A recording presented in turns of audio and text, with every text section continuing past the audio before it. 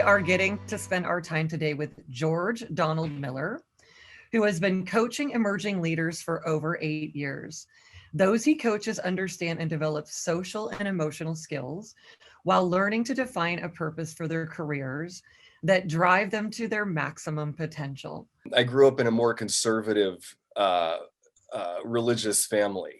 And it didn't occur to me until I'm in my 20s and into my 30s, the kind of impact that that had for me. Looking around at my family, and of course, I love them. And at the same time, I feel like an alien a lot of times. There's times where it's like I look like them. My face looks like them. Like I know I came from here, but like what's wrong with me? And I really related to how you said that even from an early age, like I felt like I had this mission to contribute something to, like, how do I belong in this family? And also, how do I help them? And is that even my role as a kid? But I don't know, but I'm making it that way because what else am I going to do? Right. And I have this thing though of being emotional and knowing that there's something important about that, or I'm saying these words to you now. I certainly didn't think about it then. And so what I came up with is what Alfred Adler would call a final fictive goal. Mine was, when I'm on stage and everybody's loving me for all of my emotional expression, then I will be okay. When that moment happens, then everything's going to work out. So I dropped out of art school because I was jealous of my artwork. It was getting more attention than me. I was like, I'm going to be the one on stage. And I was creating music that, very emotionally raw, angry, joyful, loving, and I remember one of my first big successful shows where there was a lot of people there, and it was beautiful. I mean, it was set up wonderfully. And afterwards, people are like running up and like, yeah, this is amazing. And right in that moment, I felt hopeless and sad in a way and ripped off and terrified, because I was like, wait a minute, I just did all this stuff and I took some risks for a guy from where I'm coming from to get to this place, and this isn't it. Oh shit. Like, what am I going to do? And now I have to also be the star right now for these people that want to celebrate me, but I'm not celebrating inside. This is not, and so that was a one snapshot memory of how I got into drinking way too much, getting into drugs that are really dangerous. And I've often said my introduction to personal growth work was kicking heroin. And that was a thing that I learned to use as a way to deal with the anxiety of talking to people. But it of course got in the way, because I want this emotional expression. I want to be able to do this, but it's not working out the way that I thought it was going to work out. That moment of, okay, I'm going to finally be okay, didn't happen. And so I have this amazing family, all kinds of screwed up, but also all kinds of wonderful. I'll never forget my uncle and we sit down together, and this emotional thing here. So, you're going to be a junkie, or are we going to talk about how much you hate your family? Mm-hmm. I mean, never in my wildest dreams was it okay to be angry. Wow. Never okay, and not okay to be hurt directly in relationship to another person. Mm-hmm. It was okay for me to be hurt about the world and stuff, but and it really, opened up a whole lot for me. So we got into it, and I started looking at all these ways that I had blamed myself for feeling things. Yeah. And getting that, oh my gosh, I can actually take responsibility for my feelings and use my feelings. So much of what you talk about harnessing my emotions, rather than trying to medicate or trying to suppress. Yeah. that these, no, you say something about emotions being a superpower. They are, yeah. Totally. So these light bulbs are going off for me around, oh my gosh, this stuff that I've held as something wrong with me can actually be a gift.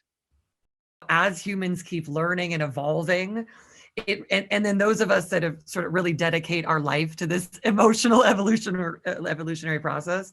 And that example is just really stunning, where because they didn't know stuff yet, right? It was less attachment, and how that what that created for years and years, and could create continuously for generations to come.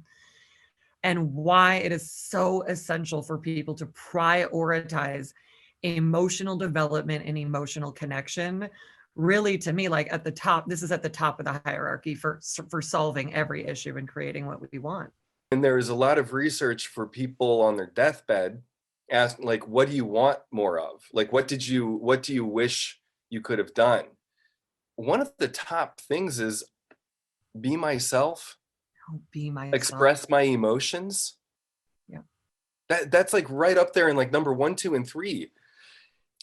A client who works as a national sales director and had to go set up a whole bunch of meetings. This is before the pandemic. Go set up a whole bunch of meetings and learn how to engage. But he's super analytical, bright guy, can figure out all kinds of problems. And then now he's like, uh-oh, I got to talk to people.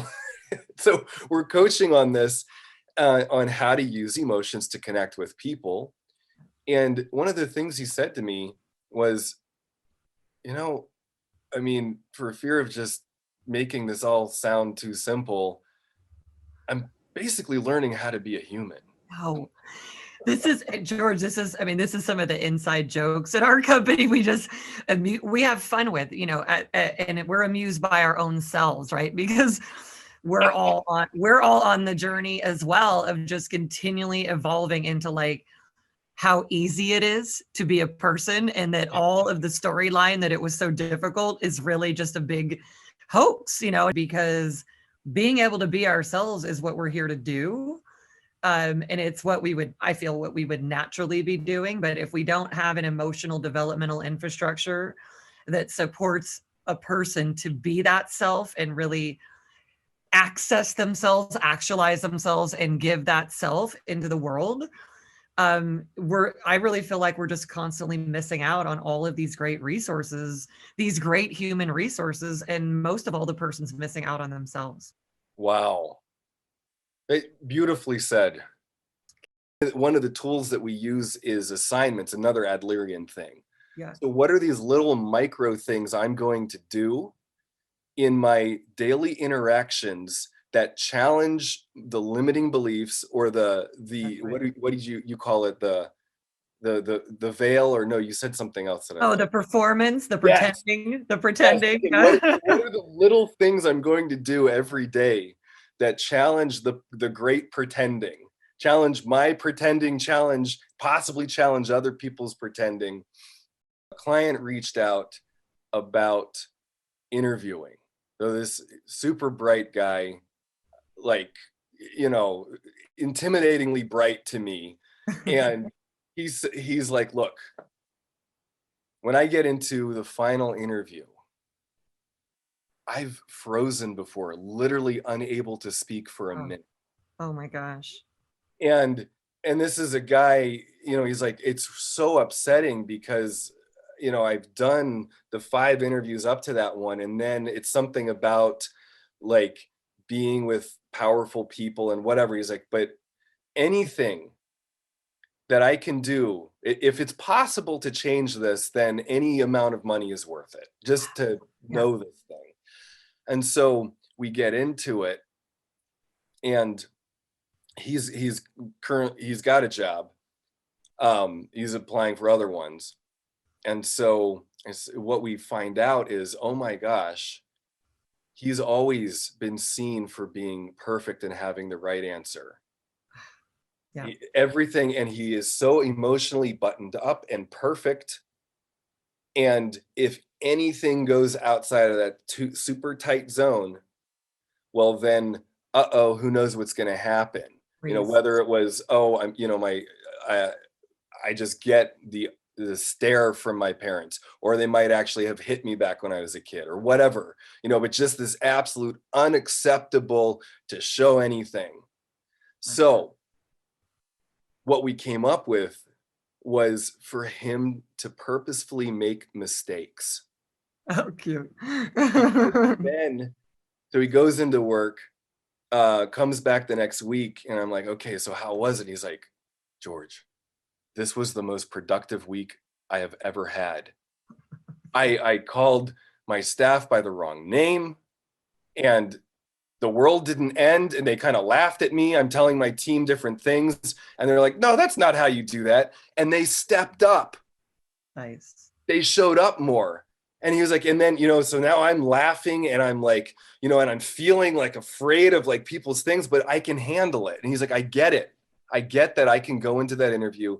I can make a mistake. I've now worked into, it's like, going to the gym and learning how to build up a muscle. Emotional fitness. Yeah. Yes. Yeah. And so that's an example of how we use coaching and finding specific things that people can do to challenge the limiting beliefs about themselves, stretch into that emotional discomfort, and at some point even begin to enjoy it and say, I have. How about that? Enjoy your life. Yeah. Yes. George, all of these pieces are coming together so perfectly. The challenge here to this, the way that, there's this whole storyline of like humans like feeling this existential, like it's meaningless and it's purposeless and what's it all about and why am I here? And when I think about, I love you saying like, I was looking for all the ways to leave, how to get out of here, and how, there's a massive amount of the population trying to figure out how to check out from the reality that we are here and we are in a really magnificent, and also it's magnificent and it's complicated to us, but we're in a beautiful, magnificent experience that we're having, and whatever you want to call it, the video game or whatever, and it's complex to us. And the interesting thing of like checking out of it as if we really could, right? Right. And I think about, I've said this so many times, it's just and more so in the last year, I've said something like, I see the case for heroin now. I see the case for heroin because the ability to go into, to check out the most and have a lot of pain relief. And I just see all the reasons why people are wanting to check out. And it's such a powerful thing to check in and create and be in that power and own it on every level and stop pretending that it's not there and looking at the real evidence that, we can walk into a room and feel a bad thought and the whole room can change, quite honestly. And we can walk in a high vibration, and not only is that changing in a room, but then when those people leave, the people that they're interacting with, and we are truly very, very powerful creators.